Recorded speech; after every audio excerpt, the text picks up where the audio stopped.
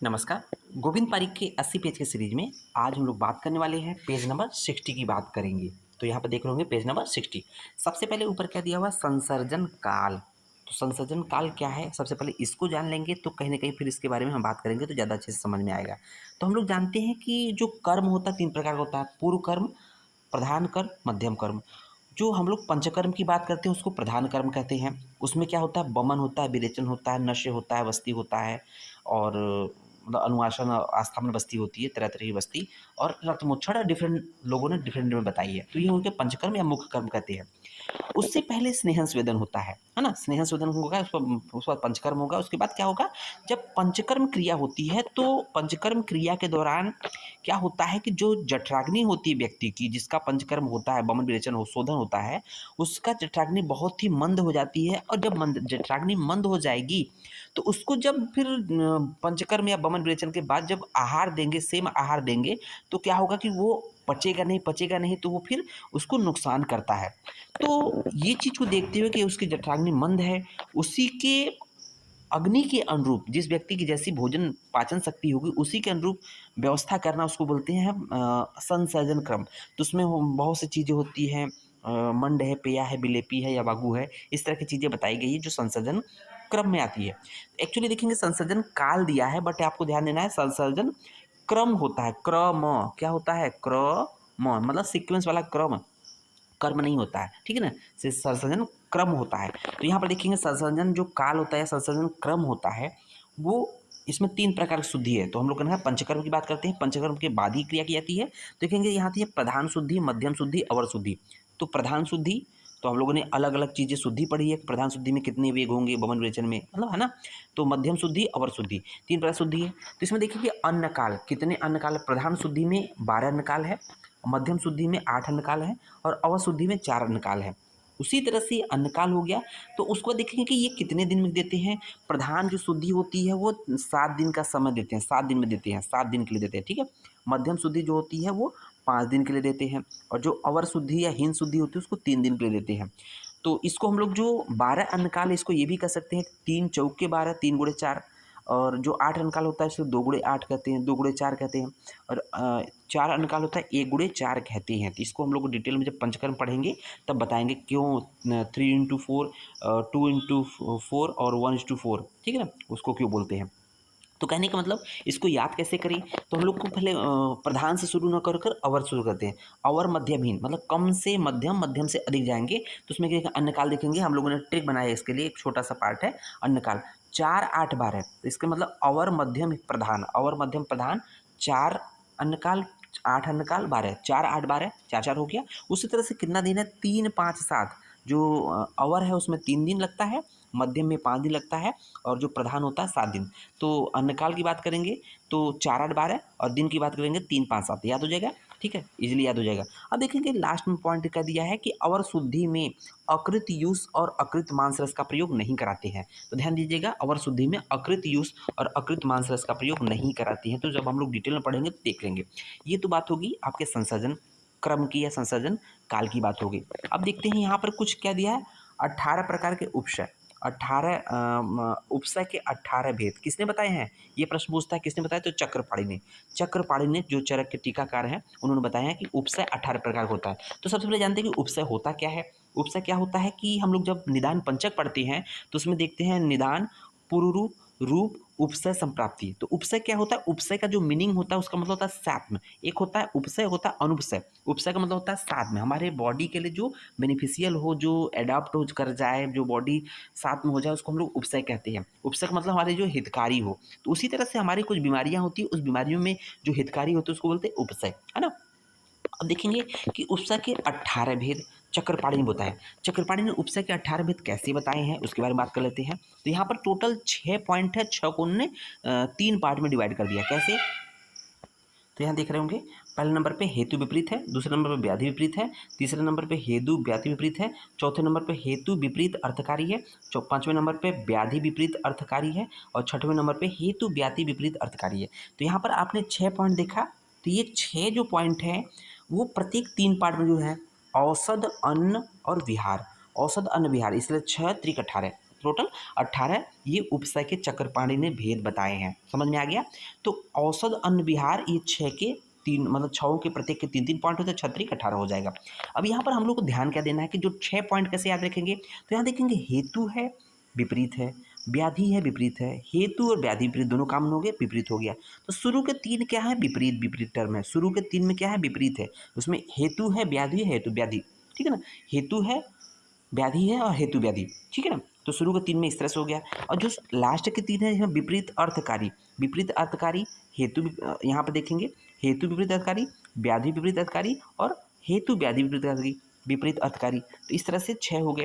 अब विपरीत का मतलब क्या होता है कि कोई भी स्थिति हो उसके जस्ट विपरीत, कोई डिजीज है, कोई डिजीज है उसके विपरीत कोई चीज़, यहाँ पर औषध अन्न और विहार का प्रयोग उसको बोलते हैं, मतलब उल्टा, जस्ट अपोजिट आप चीज़ें देखेंगे, जस्ट अपोजिट हो रही है तो उसको बोलते हैं कि विपरीत। विपरीत अर्थकारी का क्या मतलब होता है कि सेम सेम चीज़ें लगेंगी आपको, सेम सेम चीज़ लगेंगी। जैसे किसी को डायरिया हो रहा है, डायरिया हो रहा है, अतिसार हो रहा है, लूज मोशन हो रहा है, तो उसको ऐसी मेडिसिन देंगे कि और अतिसार कराए। तो आपको लगेगा यार ये तो अतिसार और पहले से हो रहा है, डायरिया हो रहा है, आप और दे रहे हैं। इसका मतलब ये विपरीत अर्थकारी हो जाएगा, ठीक है। अगर डायरिया हो रहा है, अगर उसको रोकने का हम काम करेंगे तो इसका मतलब क्या है, ये हम लोग विपरीत में आ जाएगा। क्योंकि डायरिया लूज मोशन हो रहा है लंबे समय से, उसको रोकना तो है, इसका मतलब ये विपरीत में आ जाएगा। और जबकि विपरीत अर्थकारी में क्या होगा, डायरिया हो रहा है, लूज मोशन हो रहा है, अतिसार हो रहा है, उसको हम लोग और लूज मोशन कराएंगे तो इसको विपरीत अर्थकारी में जाएगा। इसको हम लोग देखेंगे तो ये समझ में आ गया। देखेंगे पहले कि हेतु विपरीत, हेतु विपरीत में क्या है, पहला शीत कफ ज्वर। हेतु ध्यान दीजिएगा, हेतु मतलब कारण, विपरीत क्या है मतलब कारण का विपरीत जो स्थितियां होगी। तो क्या है, शीत औषध में देखेंगे, शीत कफ ज्वर में शुंठी का प्रयोग।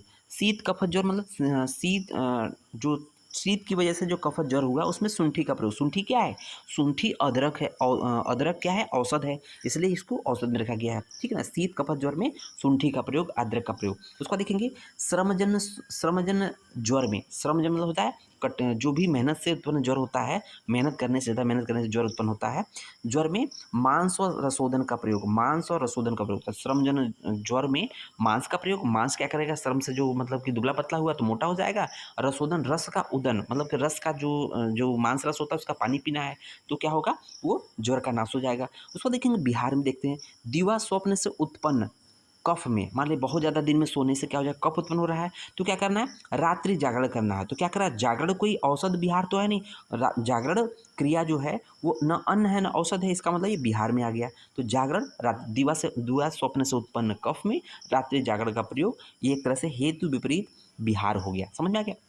दूसरा पॉइंट देखेंगे व्याधि विपरीत। तो यहाँ पर व्याधि के विपरीत चीज़ें चलेंगी। तो यहाँ पर देखेंगे अतिसार व्याधि है, ठीक है, अतिसार व्याधि है। अतिसार में स्तंभनार्थ, तो क्या हो गया, अतिसार मतलब हो जाएगा लूज मोशन हो रहा है, मतलब कि गति हो रही है ना, उसको स्तंभन कर रहे हैं, स्तंभन रोक रहे हैं, पाठा का प्रयोग। तो पाठा क्या है, पाठा एक औषध है, इसलिए व्याधि विपरीत औषध हो गया, ठीक है ना।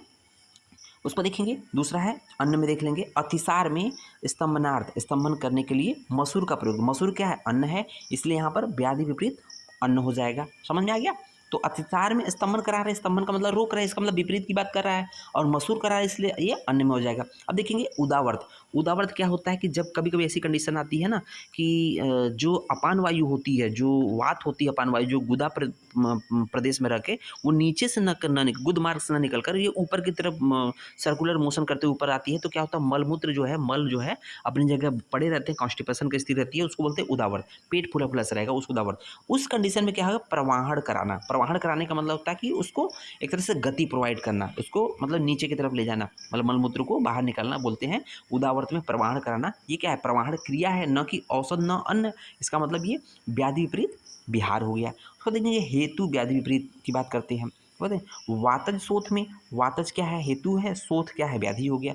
में वातहर और शोथहर दशमूल का प्रयोग, वातहर और शोथहर दशमूल का प्रयोग, ये हेतु व्याधि विपरीत औषध हो गया। उसको देखेंगे कि अन्न में देखेंगे शीतोत्थ ज्वर, शीत से उत्पन्न ज्वर में, शीत मतलब हेतु हो गया, शीत कारण हो गया, उससे ज्वर उत्पन्न हो गया, ज्वर मतलब ये व्याधि हो गई। में उष्ण, उष्ण एवं ज्वर नाशक यवागु का प्रयोग। यवागु क्या है, अन्न से बनता है, इसलिए हेतु व्याधि विपरीत अन्न हो गया। उसको देखेंगे स्निग्ध दिवा स्वप्न जन कफ में इस रुच्छ रात्रि जागरण प्रयोग। यहाँ रुच्छ टर्म है, लिख लीजिएगा।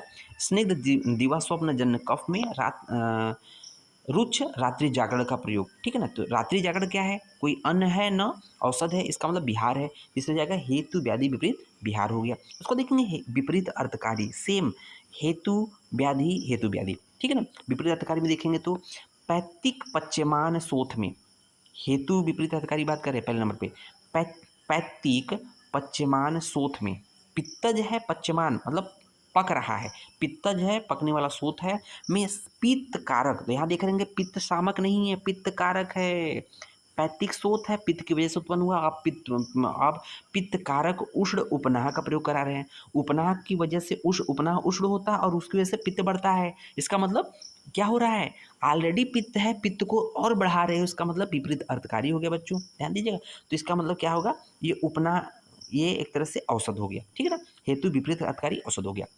उसको देखेंगे पश्चिमान, वही सेम कंडीशन कि पैतृक पश्चिमान सोथ में विदाही अन्नपान का प्रयोग, अन्नपान क्या है, अन्न देखेंगे, अन्नपान अन्न में आ जाएगा, ठीक है ना। इसका मतलब कि सेम वही विपरीत अर्थकारी हो गया। उसका देखेंगे वात उन्माद में डराना, वात उन्माद, वात की वजह से कोई व्यक्ति उन्मादित हुआ है, डरा हुआ है, फिर उसको डरा रहे हैं, इसका मतलब दोनों दोनों एक दूसरे के पैरेलल चल रहे हैं, समान चल रहे हैं, मतलब ऑलरेडी डरा हुआ उसको डरा रहे हैं, इसका मतलब क्या है कि हेतु विपरीत अर्थकारी, ये बिहार हो गया। देखेंगे पांचों नंबर देखेंगे व्याधि विपरीत अर्थकारी, तो यहाँ पर व्याधि होगा, उसके सेम पैरेलल चीजें दे रहे हैं, मतलब ऐसा लगेगा कि व्याधि को बढ़ा रहे हैं, बट ऐसा होता नहीं है।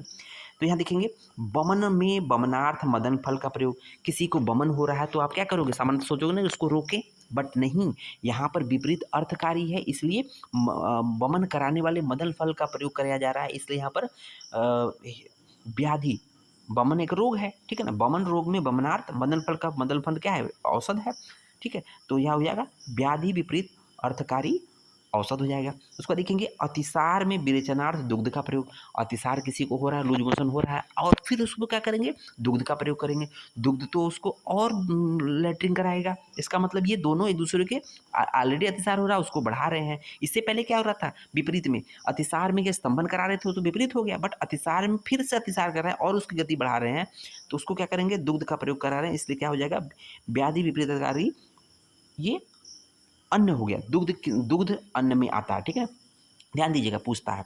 तो देखिए बमन रोग में बमनार्थ प्रवाहण का प्रयोग, बमन रोग में प्रवाहण क्या है कि एक तरह से मोशन, एक तरह से गति देना, आंतों को गति देना, प्रवाहण मतलब आंतों को गति देना, ये क्या हो जाएगा, ऑलरेडी बमन हो रहा है और मतलब उल्टी कराएगा, तो बमनार्थ क्या हो जाएगा, व्याधि विपरीतकारी, प्रवाहण एक्चुअली बिहार है, इसलिए व्याधि विपरीतकारी बिहार हो जाएगा। उसके बाद लास्ट में देखेंगे हेतु व्याधि विपरीत अर्थकारी, यहाँ पर हेतु और व्याधि दोनों के पैरेलल चलेगा, लगेगा कि बिल्कुल अरे तो और बढ़ा रहा है ना, ऐसा लगेगा। देखेंगे अग्नि से जलने पर, कोई व्यक्ति अग्नि से जल गया है ना, तो अग्नि से जलने पर प्लुष्ट दुग्ध, उसको बोलते हैं, अग्नि से जलने पर जो डिजीज उत्पन्न होता है प्लुष्ट दुग्ध दग्ध कहते हैं, में अगरू का प्रयोग, अगरू एक्चुअली में उष्ण होता है, अग्नि से जला है, आप उष्ण चीज़ों का सेवन कराएंगे तो और परेशानी होगी, ऐसा लग रहा है बट ऐसा है नहीं, अग्नि से जलने पर प्लुष्ट दुग्ध में अगरू का प्रयोग, तो एक्चुअली यहाँ होना चाहिए चंदन का प्रयोग, चंदन शीत होता है, लेकिन यहाँ पर उष्ण द्रव्य में अग्नि से जला है फिर भी उष्ण द्रव्य दे रहे हैं, इसका मतलब ये औषध है, इसलिए हेतु व्याधि विपरीत अर्थकारी औषध हो गया। उसके बाद देखिए मध्य, इसी एग्जाम्पल में एक और है, विष में विष का प्रयोग, वेरी वेरी इंपॉर्टेंट, विष, अगर कोई विष से ग्रसित रोग है, मान लीजिए किसी को सर्प ने काटा और उसमें सर्प विष काटा है, उसमें पुनः मूल विष का प्रयोग कराना क्या है, हेतु विपरीत अर्थकारी, विपरीत अर्थकारी ये औषध हो जाएगा। विष में विष का प्रयोग भी इसी में आ जाएगा, अग्नि से जलने पर प्लुष्ट दग्ध में अगरू का प्रयोग, सेम दोनों एक साथ जाएंगे, विष में विष का प्रयोग दोनों एक साथ आएंगे। उसके बाद देखेंगे मद्यपान जन्य मदात्य में, भाई शराब पीने से अगर उसको मदात्य हुआ है तो उसमें मद्यपान का प्रयोग, ठीक है ना, तो इस क्या होगा, ये मद्यपान, दारू किससे बनता है, अन्न से बनता है, इसलिए हेतु व्याधि विपरीत अर्थकारी अन्न हो जाएगा। उसको देखेंगे व्यायाम जनित संवृत वात में जल में तैरना, तो व्यायाम से अगर मान लीजिए बहुत कुश्ती लड़ने से आपको क्या होगा कि थक जाते हैं, है ना, वात का प्रकोप हो गया है, तो उसमें जल में प्रवाहण कराना, जल में तैरना, ये क्या हो जाएगा, हेतु व्याधि विपरीत अर्थकारी विहार हो जाएगा। तो इस तरह से ये पार्ट कंप्लीट होता है। उम्मीद है आपको ये चीज़ समझ में आ रहा होगा मैं कहना क्या चाह रहा हूँ। तो देखेंगे कुछ पॉइंट दिया है, मूढ़ गर्भ की गति 8 होती है, है ना। मूढ़ गर्भ गति 8 होती है। मूढ़ गर्भ के भेद कितने होते हैं? 4 और असंख्य होते हैं। सुश्रुत ने 4 और एक जगह असंख्य बोला है, आप लोग ऐड कर लीजिएगा 4 ऑब्लिक असंख्य इनफाइनाइट। उसको देखेंगे कौन कौन से मूढ़ गर्भ होते हैं। कील, प्रतिखुर, परिघ। आपके बुक में परिध दिया है, परिध नहीं, परिघ, घ से घड़ी, ठीक है ना, घ से घड़ी, घ से घोड़ा। देखेंगे कील, प्रतिखुर, परिघ, बीजक। कील में क्या होता है कि ऊर्ध्व बाहु सिर पादों। कील कैसा होता है? आप कील को खड़ा कर दीजिए। कैसे खड़ा करेंगे? जो कील का चौड़ा वाला अ, उसमें क्या ऊर्ध्व बाहु सिर पादों। तो क्या हो जाएगा, कील को आप कील का जो चिपटा वाला पार्ट होता है उसको जमीन पर रख देंगे तो उसका आप देखेंगे उसका नुकीला पार्ट ऊपर हो गया। तो क्या होगा, ऊर्ध्व बाहु ऊपर की तरफ हो गया, बाहु अर्थात हाथ, सिर और पैर ये योनि मार्ग से बाहर निकले रहेंगे। तो कील में क्या होता है, कील की तरफ बाहर निकले रहेंगे, बाहु मतलब हाथ, पैर और सिर ये बाहर रहेंगे, मतलब टोटल 5 चीजें, ठीक है ना, 2 हाथ 2 पैर सिर। प्रतिखुर में क्या होता है, निःसृत हस्तपाद सिर काय संगी। तो इसमें क्या होता है, निःसृत हस्तपाद हाथ पैर, निःसृत हस्तपाद सिर काय संगी। तो हाथ पैर तो निकले रहेंगे लेकिन सिर और शरीर रुका रहेगा। उसको देखेंगे परिघ में क्या होता है, यस्तु परिघ इव। यस्तु परिघ मतलब ये टर्म आएगा, यस्तु परिघ इव, ठीक है ना। बीजक में क्या होता है, योनिर्गच्छते एक शिरोभुज। योनि मार्ग से एक भुजा और सिर बाहर मात्र रहेगा। माधव ने इसमें बीजक में क्या कहा, भुज द्वय सिर।